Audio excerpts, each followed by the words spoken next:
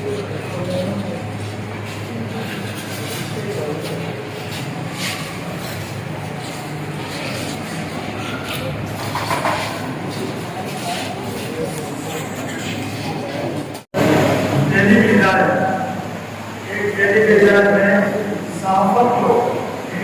दिया उसको जन्म दिया क्योंकि ये सहाफत एक बहुत बड़ा इदारा है जिसको ईमानदारी से अगर समझा जाए तो किया जाए तो ये इबादत होगा। तो मैं सबसे पहले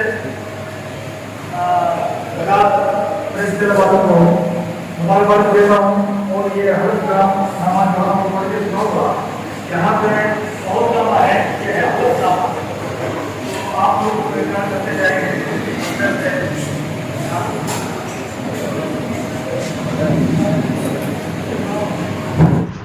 अस्सलाम वालेकुम नाज़रीन, ख़बरनि जो सिलसिलो जारी है। पाण ख़बर शामिल कंदासीं। मलीर का रिपोर्ट करे रहियो आहे मूसा चना।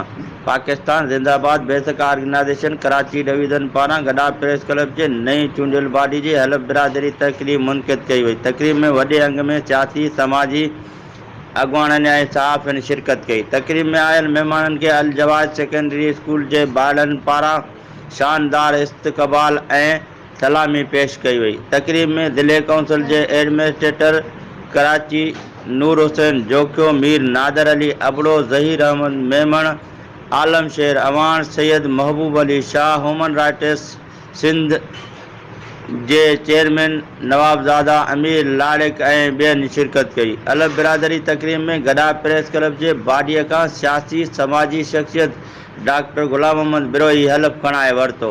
इन मौक़े ते आयल महिमाननि पंहिंजे ख़्यालनि जो इज़हार कंदे चयो त गॾाप प्रेस क्लब वाहिद इदारो आहे जंहिं मलीर जे इलाइक़े जो आवाज़ पंहिंजे कलम जे ताक़त सां आला ऐवाननि ताईं पहुचाइनि था। ऐं महिमाननि वधीक चयो त अॼु असांखे बेहद ख़ुशी थी आहे त गॾाप प्रेस क्लब जी हल्फ़ बिरादरी हिकु अहिड़े इदारे में थी आहे जंहिंजो सॼो क्रेडिट पाकिस्तान जिंदाबाद ऑर्गेनाइजेशन ॾांहुं वञे थो।